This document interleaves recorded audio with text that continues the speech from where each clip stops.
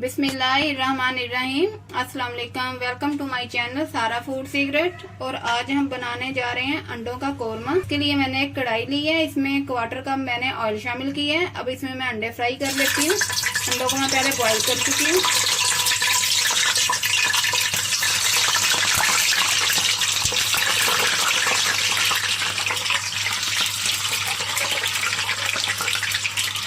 इन्हें मैं फ्राई कर लेती हूँ ताकि ये गोल्डन हो जाएं।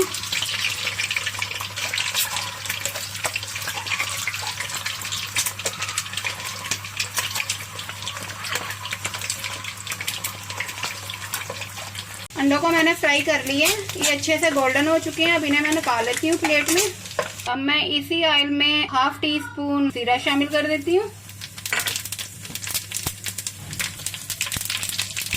जीरे को हम हल्का सा फ्राई करेंगे और इसमें लहसुन अदरक का पेस्ट शामिल कर देती हूँ जो 2 टेबल स्पून है।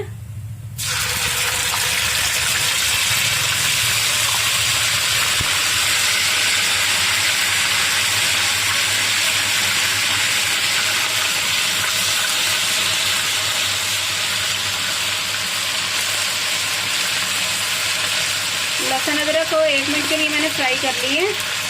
अब मैं इसमें प्याज का पेस्ट शामिल कर देती हूँ। ये एक मीडियम साइज का प्याज था जिसे मैंने ग्राइंड कर लिया है। इसे अच्छे से फ्राई कर लेते हैं। स्पाइसेस में है 1/2 टीस्पून नमक, 1/2 टीस्पून मिर्च पाउडर, 1/4 टीस्पून हल्दी, 1/2 टीस्पून धनिया पाउडर और 1/4 टीस्पून काली मिर्च। मैं ये इसमें शामिल कर देती हूँ और मसाले को हम अच्छे से भून लेते हैं। मसाले को अच्छे से हमने भून लिया है। अब इसमें मैं आधी प्याली दही शामिल कर देती हूँ।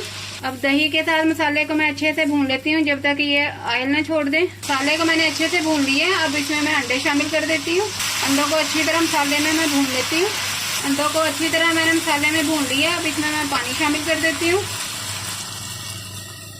अब मैं इसमें 4 से 5 हरी मिर्चें शामिल कर देती हूँ ताकि अच्छा सा फ्लेवर आए अंडों में। और इसे हल्की आंच पे दम लगा के पकने के लिए रख देती हूँ ताकि मसाले का फ्लेवर जो अच्छा सा अंडों में आ जाए। करीबन 5 मिनट के लिए यहाँ अंडे हमारे पक रहे हैं। अब इसमें मैं करीबन 1/2 टीस्पून कसूरी मेथी शामिल कर रही हूँ ताकि इसका अच्छा सा फ्लेवर आए अंडे में। अब मैं इसे 2 मिनट के लिए रख देती हूँ ढक के हल्की आंच पे ताकि मेथी का फ्लेवर अच्छा सा आ जाए। अंडे हमारे पक चुके हैं। अब मैं इसमें 1/2 टीस्पून गरम मसाला शामिल कर देती हूँ। साथ ही इसमें हरा धनिया स्प्रिंकल कर देती हूँ।